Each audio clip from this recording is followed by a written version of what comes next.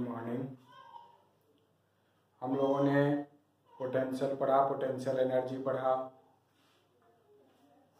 आज हम कंडक्टर हमने पढ़ा हुआ है कि जितने भी सब्सटेंस हैं अकॉर्डिंग टू इलेक्ट्रिकल प्रॉपर्टी उन्हें हम कंडक्टर, इंसुलेटर, सेमी कंडक्टर में डिवाइड करते हैं। इंसुलेटर वो होता है जो इलेक्ट्रिसिटी कंडक्ट नहीं करता है, सेमी कंडक्टर होता है जो इलेक्ट्रिसिटी पार्शियली कंडक्ट करता है, और कंडक्टर होता है जो इलेक्ट्रिसिटी कंप्लीटली कंडक्ट करता है। तो अभी हम कंडक्टर की बात कर रहे हैं। कंडक्टर की प्रॉपर्टी क्या होगी? तो it contain mobile charge carrier. Conductor के अंदर फ्री चार्ज कैरियर्स होंगे। अब कंडक्टर में तीनों फेज में मिलते हैं हमें मैटर। तो तीनों फेज में कंडक्टर हो सकता है, solid phase, liquid phase and gaseous phase. Generally हम कहते हैं मेटेलिक कंडक्टर, लिक्विड को हम इलेक्ट्रोलाइट कहते हैं, और गैसियस कंडक्टर। तो जो मेटेलिक कंडक्टर होता है वहां पे चार्ज कैरियर होते हैं फ्री इलेक्ट्रॉन्स। और एक चीज हमें ध्यान रखना है कि जो भी हमारा एटम है उस एटम के पास क्या है? न्यूक्लियस। और उस एटम के न्यूक्लियस के चारों तरफ इलेक्ट्रॉन जो घूम रहा है सर्कुलर पाथ पे, दैट इज कॉल्ड ऑर्बिट। तो जो आउटर मोस्ट ऑर्बिट होता है इसके पास उसे हम कहते हैं वैलेंस शेल। उसमें जितने भी इलेक्ट्रॉन होते हैं उन्हें हम कहते हैं वैलेंस इलेक्ट्रॉन। तो ध्यान ये रखना है कि मेटेलिक कंडक्टर में जो फ्री इलेक्ट्रॉन चार्ज कैरियर होते हैं वो फ्री इलेक्ट्रॉन कौन से होते हैं? Valence electron. Valence electron part away from the atom and free to move. लेकिन अब यहां पर एक चीज और ध्यान रखना है कि जो वैलेंस इलेक्ट्रॉन है वो फ्री है मूवमेंट के लिए, but within the metal, but not free to leave the metal. जैसे वायर के थ्रू करंट फ्लो करता है, वायर एल्यूमिनियम का बना हुआ है, या वायर आयरन का बना हुआ है, या वायर सिल्वर का बना हुआ है, या वायर कॉपर का बना हुआ है, तो जिस मटेरियल का भी बना हुआ है, तो इलेक्ट्रॉन्स उसके जो एटम्स हैं उस एटम से वैलेंस इलेक्ट्रॉन निकल रहे हैं और फ्री टू मूव कर रहा है, but within the metal से बाहर नहीं निकलेंगे। ये कुछ चीजें हमें याद रखनी है। सबसे पहली बात कि कंडक्टर में मोबाइल चार्ज कैरियर्स होंगे। मेटेलिक कंडक्टर के अंदर चार्ज कैरियर जो होंगे वो इलेक्ट्रॉन होंगे। कौन से इलेक्ट्रॉन होंगे? वैलेंस इलेक्ट्रॉन होंगे। और वो वैलेंस इलेक्ट्रॉन अपने एटम से अलग होकर के फ्री टू मूव होंगे, but not outside the metal के अंदर ही रहेंगे। अब इलेक्ट्रोस्टैटिक्स में अगर हम कंडक्टर को देखें तो कंडक्टर के इलेक्ट्रोस्टैटिक्स की कुछ बातें, इंपॉर्टेंट चीज जो हमें ध्यान रखना है। सबसे पहली बात कि कंडक्टर के इनसाइड फील्ड 0 होगा। पहले भी हम ये बात कर चुके हैं कि जो भी चार्ज हम देंगे वो चार्ज कंडक्ट होकर के उसके सरफेस पे आ जाएगा। तो जब सरफेस पे आ जाएगा तो यहाँ पे कोई चार्ज बचेगा नहीं। चार्ज नहीं बचेगा तो फील्ड क्या हो जाएगा?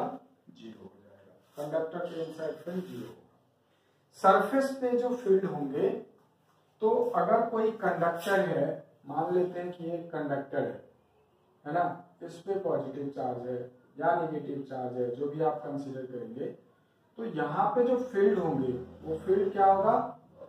Always perpendicular to the surface होगा। कभी भी यहाँ पे फील्ड इस सरफेस पे टेंजेंशियल नहीं होगा। आपने कहा हुआ है कि इलेक्ट्रिक फील्ड लाइंस क्या होगा?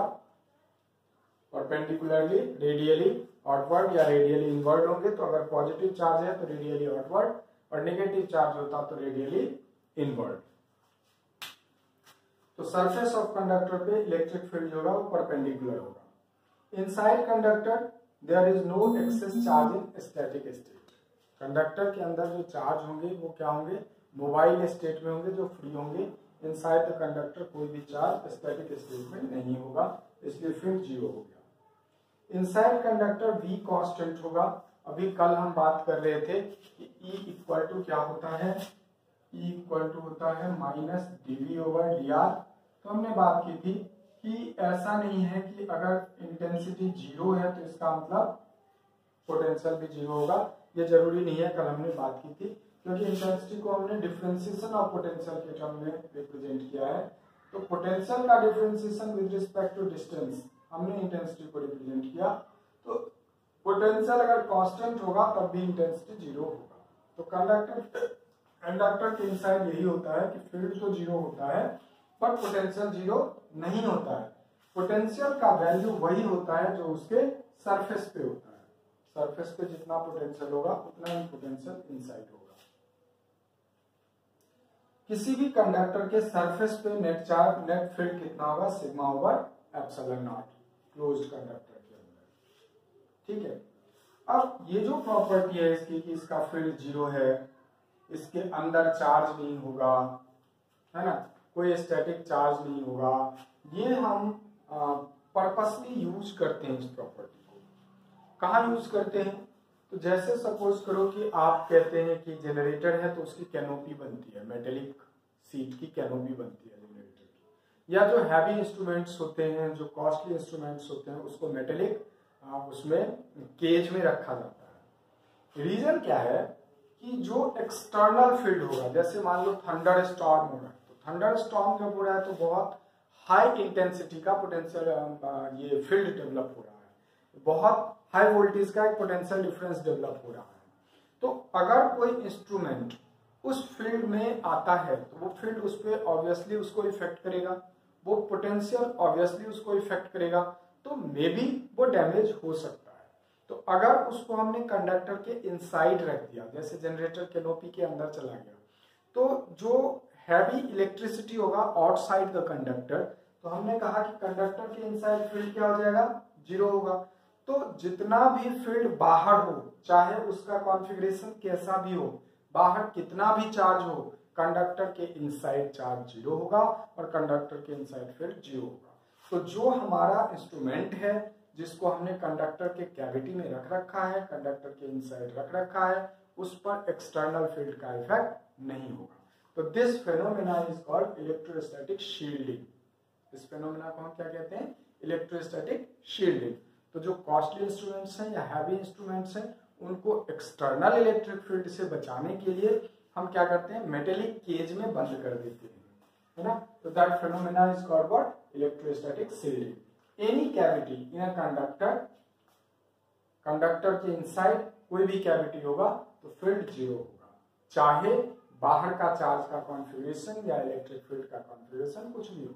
यहाँ सपोज को नेगेटिव चार्ज है या नेगेटिव चार्ज है तो सिग्मा लेस देन जीरो है तब भी यहाँ फील्ड जीरो होगा, और यहाँ पॉजिटिव चार्ज है तब भी फील्ड क्या होगा, जीरो होगा।